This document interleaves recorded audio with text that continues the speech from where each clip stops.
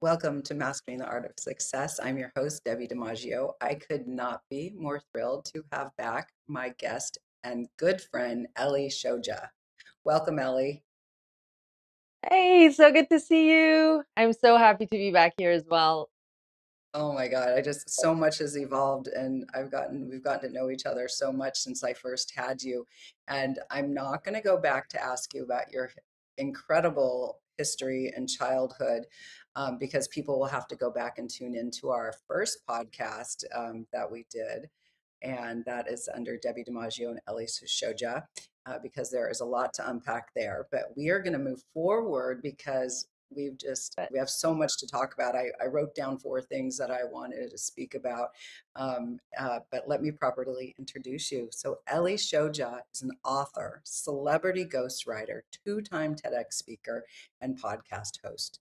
She's the founder of International Authors Academy and co-founder of MasterCrash with comedy writer director David Zucker. Her proven book writing process helps her clients clarify their message, sharpen their positioning, and step into the authority their work deserves. Ellie is the author of Write a Book That Heals the World, Channeled Writing Made Easy, Your Heart Knows the Way, Oracle Deck, and the 13th Planet. Welcome, Ellie, to the show, back to the podcast. I'm so excited to have you. So I'm going to take my notes so I stay on task. So I want to talk about Activate, now my book that you yeah, helped pull out of me. And we're going to talk about your process. Actually, we'll talk about your process first. Ellie is an incredible book coach. Did not know what the word was. This is my sixth book. I'd never heard of the word book coach. So I want to talk about activation. I also woke up this morning and the word opportunity just kept yeah, being on the lookout for opportunities, which is a quote I talk about all the time. I also want to talk about your friend and client, Megan, who called me again this morning and I helped her just randomly. She called and I gave her advice and she was activated. And then I want to talk about the upcoming book talk since we are live. And I've invited Ellie to come be part of my book talks rather than me just doing it alone because like she does, she pulls stuff out of you. You don't even know that's there and it comes out and it's there, but she knows how to pull it out. So first, let's go back. So Ellie is a book coach. I want to let people know what is the International Academy? How could people be a part of it? Because I know there's so many people who want to be authors, and you make it so easy.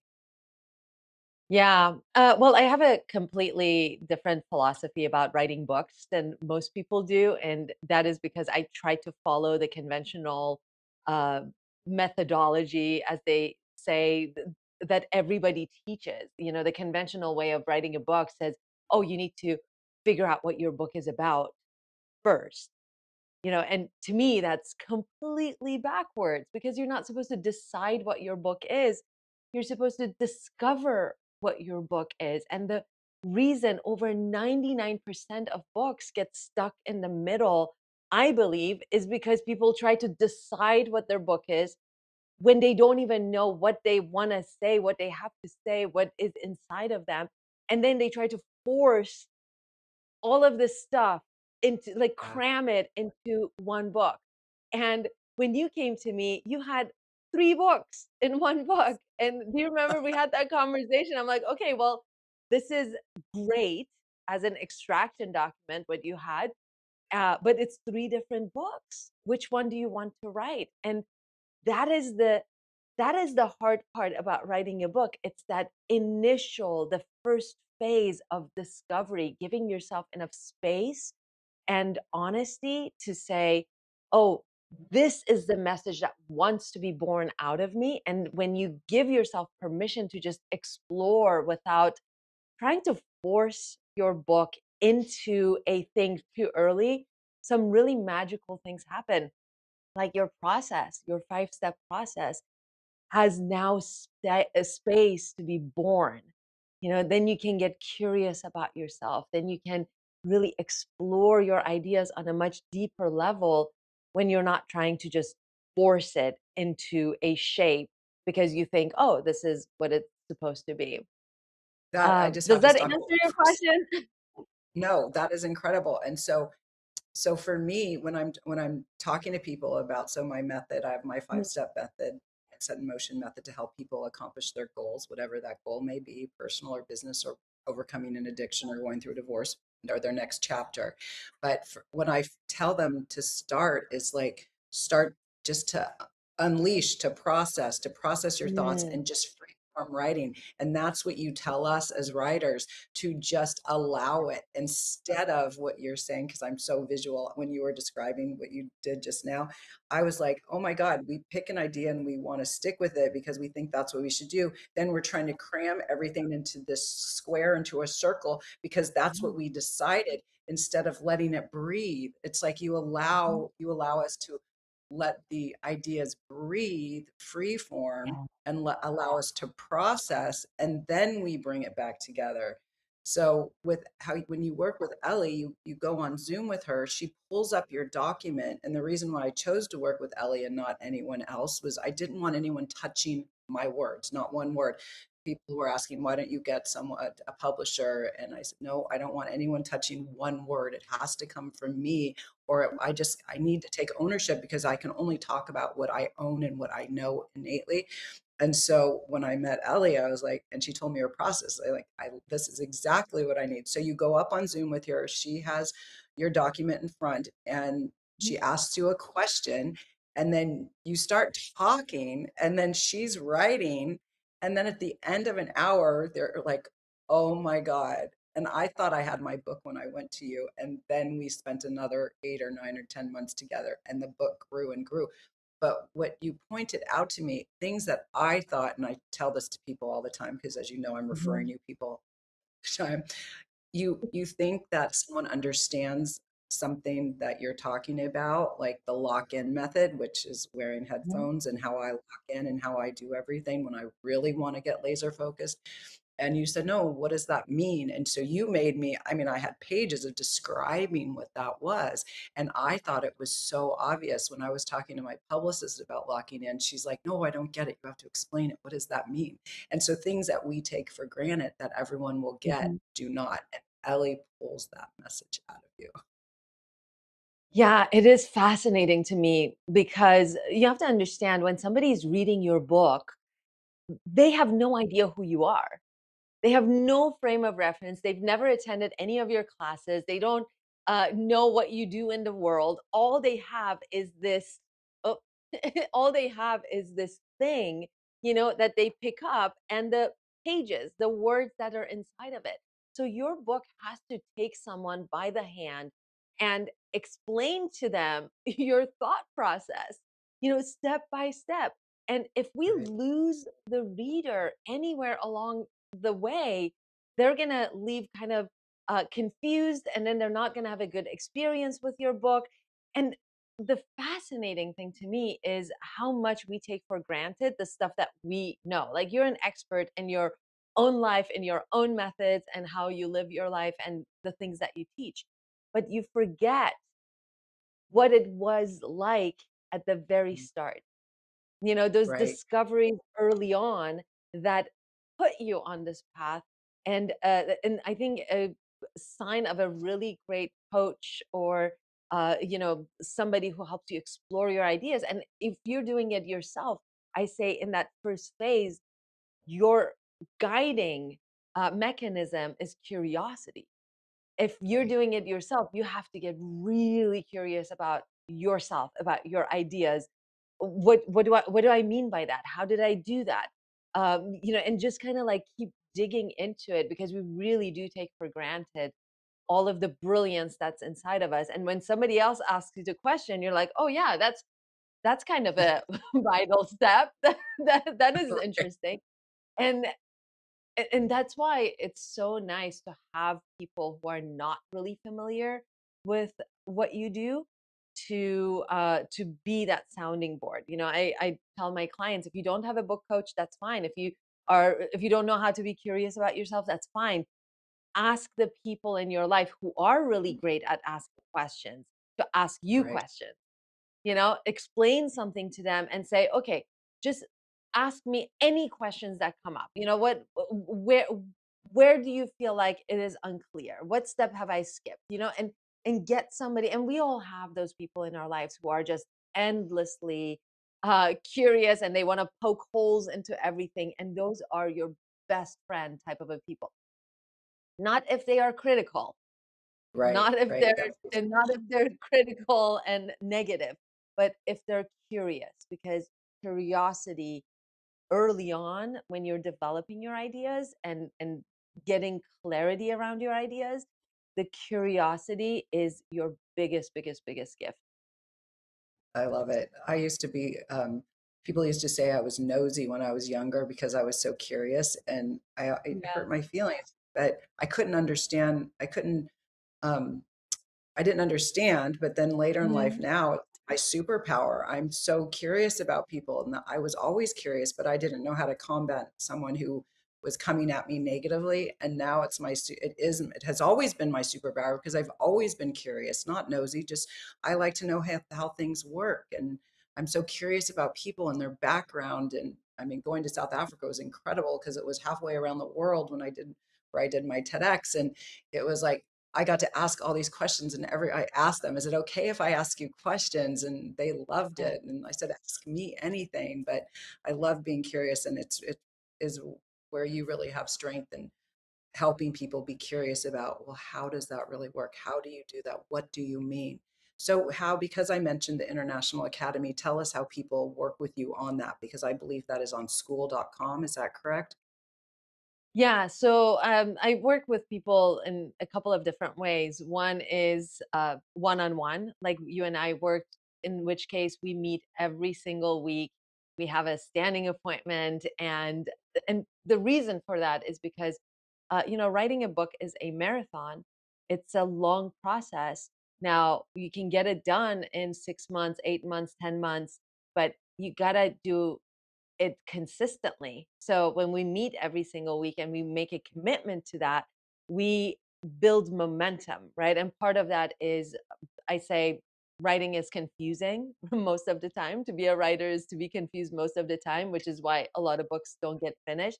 So when we Right. meet every week, what we're working on is uh, clarity, number one. And I define clarity as knowing exactly what step to take next, right? So I know exactly what step to take next. And then when I take that next step, that immediate next step consistently, week after week after week, your book just starts to take shape. It naturally just happens with very little time commitment, right? So it's very powerful. Now, in the one-on-one setting, it's nice because we have that accountability. In the Yeah. group setting, which is the academy, we have online courses, and there is group calls every week, but you are responsible for showing up to those. I'm not going to call you and say, "Hey, where are you?" Right. Right? So in the group setting, the calls are on the calendar and you're responsible to show up. And it's not as personal, it is in a group setting. So when you're on the call, you can ask questions and so forth. And our job, then my job, is to identify where where you are in this moment, what your immediate next step is, and then what steps you need to take this week to next week in order to make progress moving forward. So we're And that's constantly identifying okay, what's getting in our way, and then let's remove that barrier and move forward. And what I want to follow up with is, so we meet for an hour, let's say we Hmm. would do it on Yeah. Monday, and then I would have the week to take all those words and that chapter and formulate it, into my chapter. So it was like we Yes. would get it out, we would extract and get all the ideas, and then we'd format it, but then I would go back and on my time, I would do that before the next meeting. So it's just so helpful to get all the information out, and then you take your time locking in to formulate your chapter. One of the things I speak about is one of my favorite quotes that I came up with is, be on the lookout for magic. Be on the look for the, well, two of them, but look for the extraordinary in the ordinary. That's where the magic lies. Let's Yeah. break out a little bit, the opportunities. Like, you are an opportunity that came right into my vortex. So what do you say to that sort of a quote? Oh my gosh. We live in such a magical world. There's opportunities everywhere, and there's an abundance of everything all around us. Anything that you want, you attract, you bring into your life. And the thing that is attracting all of these opportunities into your life is you. So and it's the crazy thing is that it's happening whether you're aware of it or not. You're surrounded by opportunities, whether you are aware of it or not. I mean, that is really quite incredible.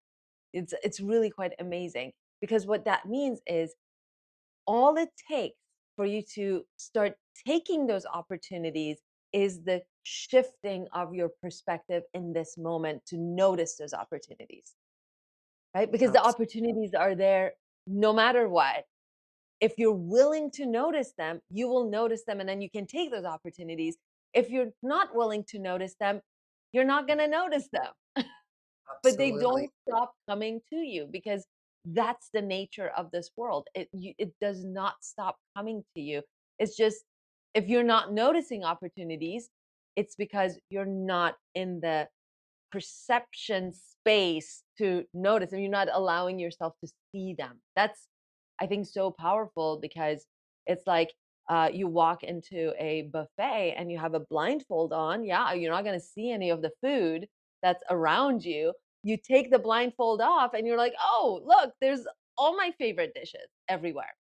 And And that's the inner work is taking the blindfolds off so you can see the opportunities and all of the goodies that are around you that want you to just receive them. right. You just have to sometimes just look up and look around what's going on right in front of you. And one of my things I talk about in mindset and motion is saying yes to things. I say yes to things all the time, even if I don't know what it is. I say yes, and then I ask. And that's how I got my TEDx. Someone heard me on Yeah. the podcast, and they said, I heard you want to speak with your book and travel the world with your book, speaking and inspiring others. And I said, exactly. And she said, I heard you on the podcast. Would you like to join Keynoters? And I said, yes. And then I said, what's that? And she said, it's a speaking group. No sooner did I go on that 1 hour session I went on. It's Mhm. just everyone helps one another. The person, Frank King, came up and said, I can get anyone a TED, introduce anyone who'd like to do a TED talk. But the only thing is you have to go to South Africa. And then he was gone. He was on for less than 5 minutes. And I thought it was a mirage. I didn't think it was real, but it was my very first meeting. And he made the connection with the gal. And I went to South Africa. I'd never thought of going to Wow. South Africa. And for anyone who knows anything about TEDx's, they are very hard to get. And people pay Frank. They work with him monthly to put in application after application, Mhm. and try out and try to get into one. So it was one of those opportunities that came my way. And the other thing I talk about is speaking out and saying what you need. If you don't say what you need, we can't help you. And I say Yeah. that time again. But because we're talking about a TEDx, you said you did too. What were I your topics and how did you get your TEDx opportunities? um it was so funny. The first TEDx I did, a friend of mine came over to our house, and she was about to go do a TEDx somewhere, and she was telling us about how she spent about $8,000 with this company, and they helped her get this TEDx, and they helped her write her talk, and so forth. And when she left, I told my business partner at the time, I said, I bet I can get a TEDx if I wanted to. And so then I went on the TED website, and anyone can do this. Anybody can do this. I went on the TED website. They have a list of all of the TEDx events. Now, I didn't want to travel anywhere. I wanted it to be local, so I narrowed it down by anything I could drive to. And then I narrowed it down to anything that was in the next, 6 months. The TED events will close the registration at least 2 months before the event. So I didn't bother to look at anything that was within the next 2 months because I knew the speaker applications would be closed. But I went 2 months out, and I just started going down the list and Googling. And the thing with TED is it's all volunteer. No one's getting paid. So a lot of TED events will pop up because people are like, oh, I want to host a TED event. But then it's so much work that it dies after one event. So you have to go item by item and just look at the website and see if it's active or if it's inactive, if there's an event coming up in the future. If you do a couple of hours of this, just like looking at all of the events, narrowing it down to whatever geography you want and whatever timeline you want, and start going down and Googling them and going to the actual official website, you'll see a certain number of them are. Is my sound okay, I Debbie? know I I'm just, hearing a, I was like, is that me? I was wondering if it was me. I heard it, yeah, but we're I just want to make sure because my mic is kind of blinking, so I'm not it's sure. But you can better. hear me, right? Okay. Yeah. Um, so so then you have to go to the actual website, and you'll find a certain number of them that are actually active and still accepting speaker applications. Now, with TED, your topic is really important. You want your topic to be relevant to the theme of the event. You want it to be catchy and interesting. So then you write the application. The application will take you like 10 minutes to write. Once you have your topic, you may need to do a little bit of brainstorming and seeing what you actually want to talk about. But you'll write your application. You submit it. I submitted to about I think 7 of them. I did about 2 hours of research, submitted to 7, forgot about it. 2 weeks later, I got a message from one of them, which was in Orange County, which is an hour away from me, and I was the first person they accepted into Wow. that event. And then they asked me. It was a women's event, so all female speakers, and they asked me, "Do you know any other really interesting, powerful women?" I recommended about 10 women. 7 of them got got got Wow. accepted into it. So it ended up being, you know, half of the speakers were us, me and my friend.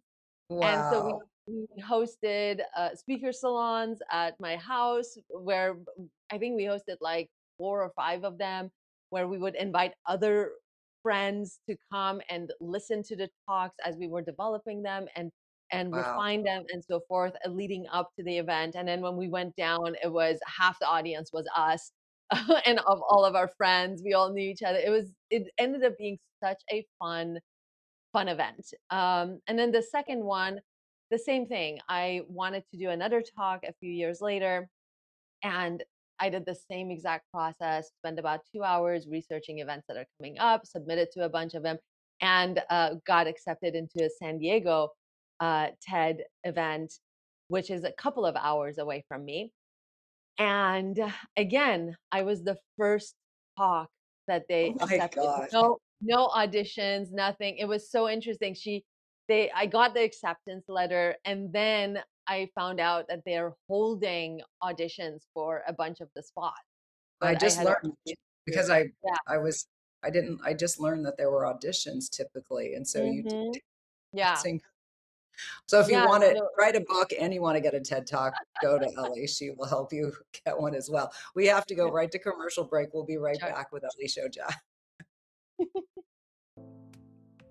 Did you know that your beliefs create your entire reality, but it's the subconscious beliefs that do most of the creating? Belief shifter and life coach Shiraz can help you identify those limiting beliefs and eliminate them, often in a single session. Like it was almost instant. Like I had relief right away. Creating better health, relationships, careers, and finances. Let Shiraz help you step out of safety and into awareness. Definitely something's happening.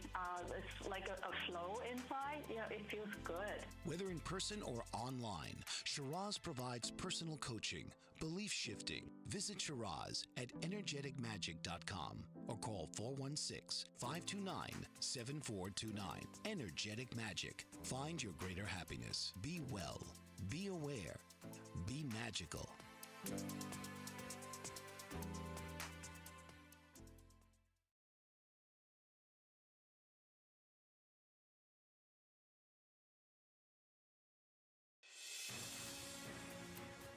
Mike Zorek, a three-time California state champion in Greco-Roman wrestling at 114 pounds.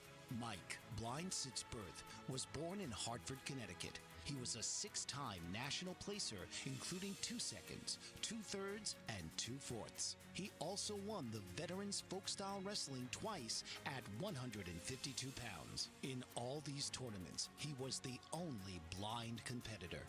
Nancy Zorek, a creative spirit whose talents have taken her to the stage and into galleries and exhibitions in several states. Her father, a commercial artist who shared his instruments with his daughter and helped her fine-tune her natural abilities, influenced her decision to follow in his footsteps. Ms. Zorek has enjoyed a fruitful career doing what she loves. Listen Saturday mornings at 12 Eastern for the Nancy and Mike Show for heartwarming stories and interesting talk.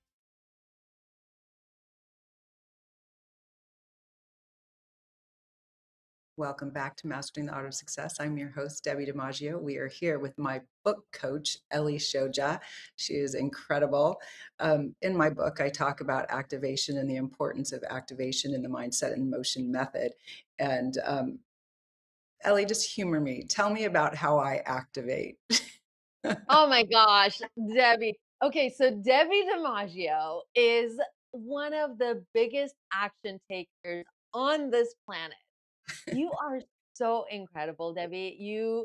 Um, it's funny, during the book signing event last week, you stepped away for a minute, and then people were asking me about you. They were asking me. I don't know if you heard any of that, but they No, were I asking. didn't. I didn't hear They were any. they were asking me about you and your personality and so forth. And I said to them, Debbie she does not let anything stop her, right? She might, if she feels insecure about something or imposter syndrome or overwhelmed or anything, she might feel those things, but she doesn't let those things stop her. Once she knows what steps she needs to take, she takes the steps no matter what else is present. She doesn't let self-doubt stop her or overwhelming, not knowing how to do something. And you are this incredible action taker. And I think I don't know where it comes for you, and maybe that is something for you to speak to, Yeah, but that is such an amazing quality to have. And you have also the ability to, because you don't let these things stop you. You have this ability to give people permission to not let it stop them. mm, So then you activate yourself, you activate others.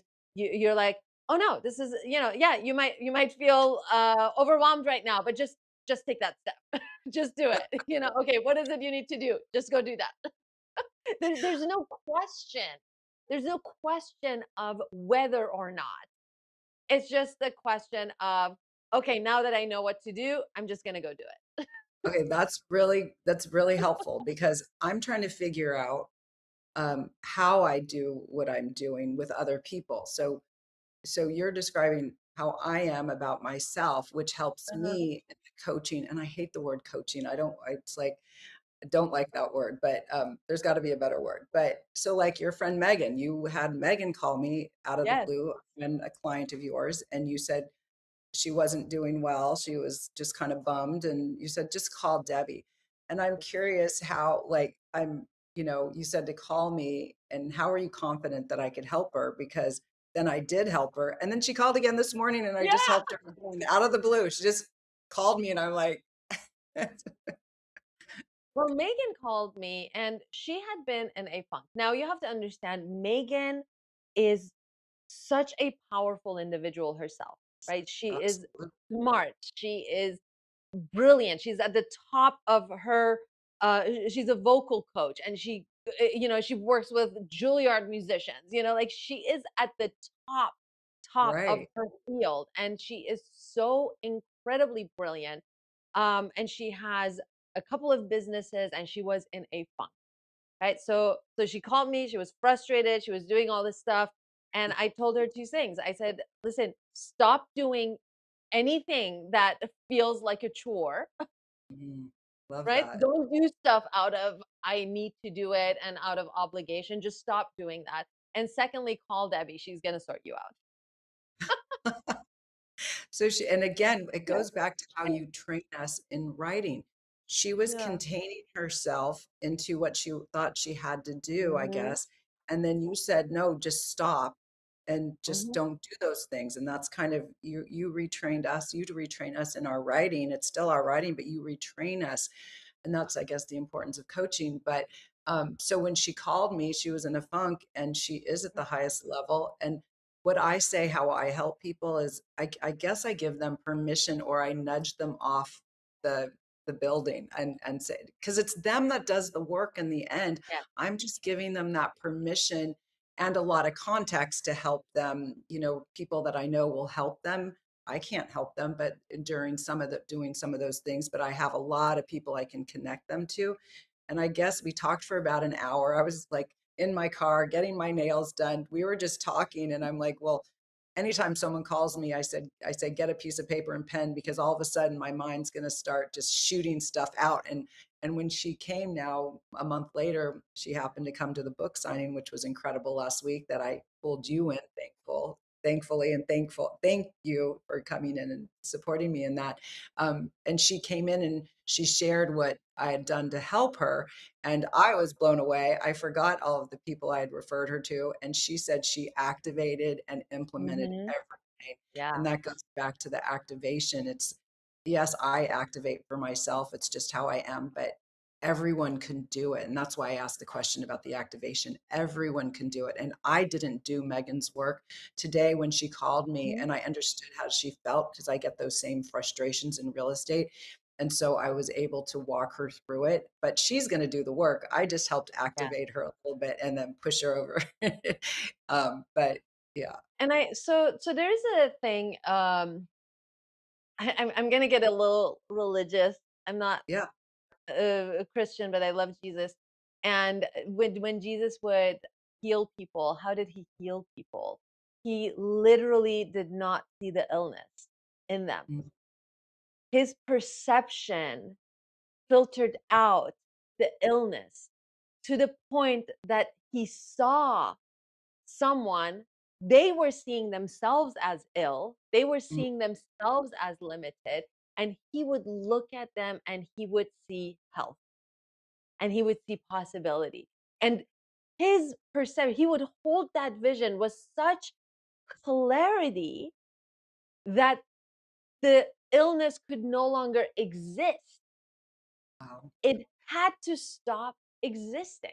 And I think there's a level of that in what you bring to the table. Yes, You look at someone, they might feel they're being limited by these storylines, but when you're looking at them, you are seeing the possibility. And you're right, seeing the possibility with such incredible clarity that the limitation no longer exists.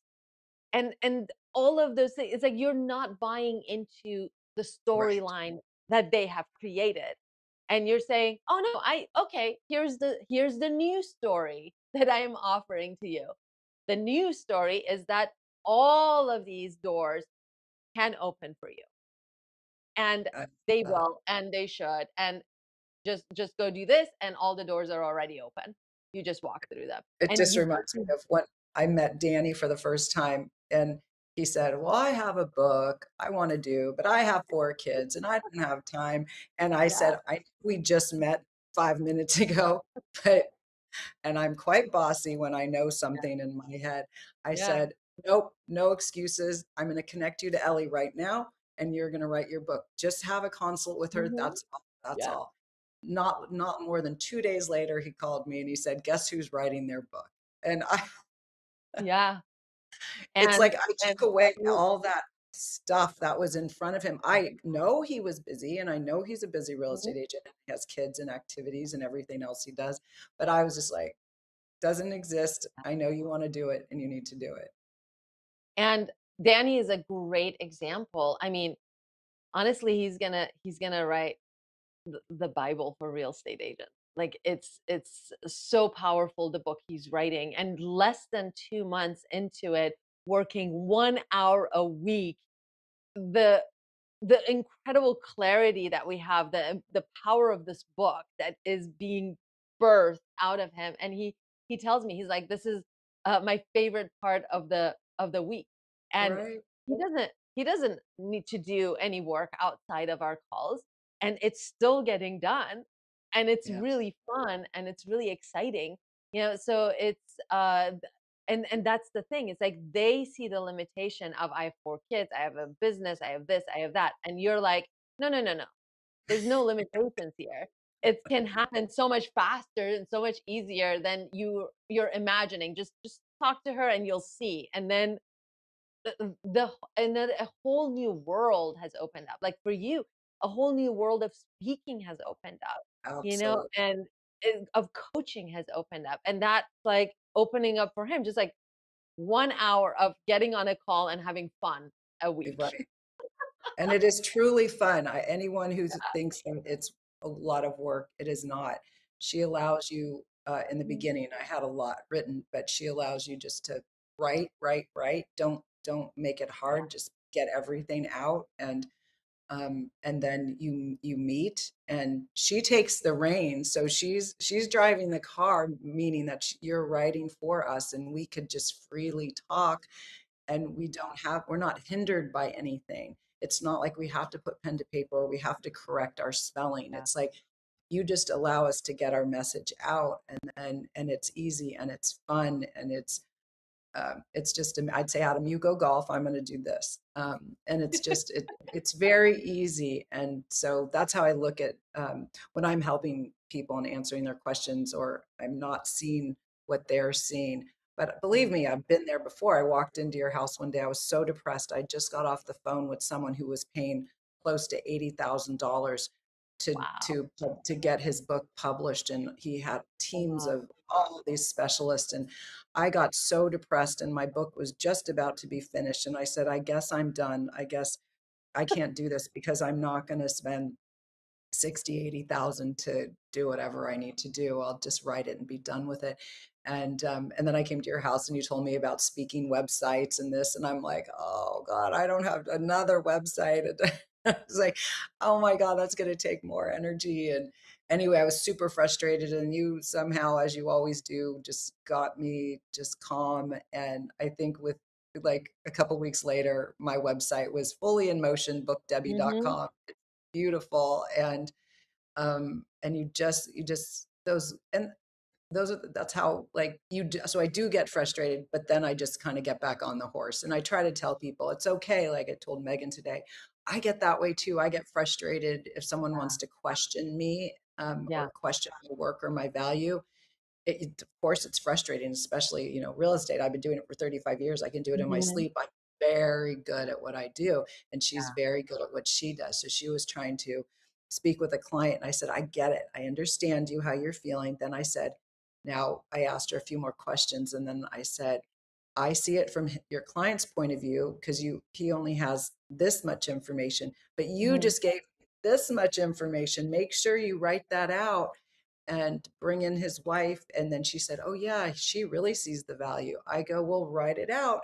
I go, it's okay to be upset, but I can understand his point of view. Now write it out. And she's right. And so it just takes an like you Yeah. help me all the time when I get overwhelmed. We can get overwhelmed. We have Mhm. permission to get Yeah. overwhelmed, but then just execute and activate. And when you activate, and that is where the magic happens. Yeah. It's the activation is uh, taking the step. And a lot of times things are so much easier than you think they're Yes. going to be. Right. When I remember that day when you came over, you were so discouraged. And you're like, oh my God, how much more do I, and the thing though is that you can make things as complicated and as difficult as you want, and you can make them as easy and smooth as you want. And it's, you guys, none of this is rocket science. Right. No one knows what they're doing. Nobody knows anything. Everyone's just kind of guessing and stumbling forward and just doing their best. We're all just doing our best. We're all just doing our best. So just do your best.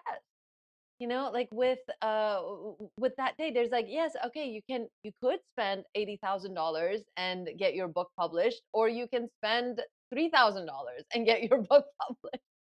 you know, it's it's not in how much money you spend. You can, uh, it's in kind of like, I think what we talked about is, with your speaker website, for example, um, it's brand perceived value. You can spend very little money and have a lot of really thoughtful content on there, and create a brand perceived value that is very high. And you don't need to spend $100,000 to do that. You could, but you don't need to. So there's a lot of different ways of doing things, and it just comes down to thoughtfulness and what is important, and just focusing on those things. If you have very few resources, you just focus on the immediate thing that needs to get done, not on like 50 different things that could get done. So it actually, I actually really like those limitations, because it forces you to focus. Like when Right. you had your when you came and we had 3 books that you could have written, you know limiting it to one book and deciding which book we want to write actually creates a better book than trying to force 3 books into one. So the limitations are a good thing for us. Right. What do you say to people like when Danny first came to you or other people who are like, well, I want to write a book, but what are some limiting beliefs they have, or what is some advice that you can give? 3 pieces of advice you would give people. Doesn't have to be long answers, but what kind of things do people come to you when they're just kind of stuck, and what do you tell them how to Um, activate? I'll give you one piece of advice. A lot of times people have a lot of misconceptions about writing books, and uh, part of it, the core reason, like all of these misconceptions of, oh, I don't have enough time, it takes a lot of effort, it takes this, like a lot of those misconceptions and limiting beliefs are rooted in the bad advice of how to write a book. The conventional method says, we talked about this a little earlier, the conventional method says you have to come up with your book idea first, you decide it, and then you come up with your chapters next, and then you decide it, and then you start writing. Now, the problem with writing a book in that sequence is that as you're writing it, your brain is trying to do 4 very distinctly different things all at the same time. It's trying to come up with ideas, organize ideas, write those ideas, put them into nice Wow, written so form, true. and edit those ideas, 4 distinctly different things all at the same time. And what we know from multitasking research is that it doesn't work. Multitasking doesn't work. If a task takes you 15 minutes to complete and you pair that task with one other task, now that 15-minute task takes you an hour. And the finished result is not even as good as if you had just focused for 15 minutes. Now you're trying to do 4 things. Of course, you're not going to finish your book. Of course, it's going to take you forever. Of course, it's going to be 10 years of hours after hours after hours, because you're spending 90% of those hours fighting with yourself. Of course, it's Right. not going to work. So, the brilliance of what we do is we unitize. First, we ideate. We just pull everything you want to say out. And then we look at what you want to say, and then we discover what the different books are. It's like, oh, there's 3 books. There's one on parenting. There is one on this methodology. There is one on that event. Like, okay, that's interesting. Which one do I have fuel for? Which one wants to be written? Mm. Right? And then we take that into phase 2. And if you remember this, phase 2, we don't pull chapters out of thin air. We turn the lens from curiosity about myself to curiosity about the reader. And that's how our outline is created, right? Because in a nonfiction book, your reader's journey is your hero's journey. Mm. So that's so when I know that, then I need to know where my reader is at the beginning of the book, where my reader is at the end of the book, and what do they need to learn and unlearn to get from point A to point B. So it's a very different way of writing a book than, oh, I'm gonna decide, and then I'm gonna decide, pull things out of thin air, and then of course you're gonna get stuck. So my number one advice is, send your editor, that internal voice that wants to edit you, Mm-hmm. away, far, Oh, far yes. away, and then just sit and extract. We call the first phase, the ideation phase, we call it extraction. Just extract every day, 15, 20 minutes, extract whatever you want to say. Don't worry about a book. You're not writing a book because you don't know what your book is. So don't worry about that. So you're not supposed to decide your book. You're going to discover it along the extraction path. So that's my number one advice.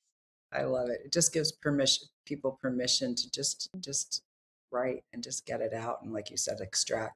So what would you tell we're just about to wrap up in 2 minutes. What would you tell your younger self of where you are today from where you started? Um, what would I tell my younger self? I think I would tell her, um, don't worry about it. Everything's going to be fine. Yeah. Don't worry about a thing. Exactly. Every little thing's going to be all right. How do people get a Great hold of you? advice. You have two things. You have the Writers Academy, but then you have uh, the what is the project that you work on with David? So you have two things. And how do Oh, people we get a have hold MasterCrash. So I of work you? Yeah, with David Zucker, who is the writer director of movies like Airplane and Naked Guns and Scary Movies 3 and 4. And we have a comedy course called MasterCrash, where we help people write better comedy. So that's at mastercrash.com. And the best way to get a hold of me is actually on Instagram at Brave Ellie. Or you can go to my authorsacademy.com and and ask me any questions about book writing. I'm always happy to be of And service on that front. where did Brave Ellie come from? Where did I always every day I think of it when I go to tag you on everything. My last name, Shoja, in Farsi, which is my native tongue, means brave. Oh, I love it. And my first name means inspiration. So I am literally named Brave Inspiration. Oh my God, that's beautiful. Oh my God. And because we are live, we can tell Yeah. you that on August 19th at 6:30, I've invited Ellie again to take part in my book talk because I can't do Yeah. anything with Ellie. So we'll be at Diesel, a bookstore in Brentwood at 6:30 on, I think it's Wednesday, August 19th. So Yeah. please come see us and Yeah. definitely reach out to Brave Ellie on Instagram. Thank you so much, Ellie, once again for joining us on the podcast. Oh, thank you so much for having me. This is so much fun. So fun. Tune in each week for another episode of Mastering the Art of Success with host Debbi.dimaggio. Thursdays, 2 p.m. Eastern. Real stories, real strategies, real success.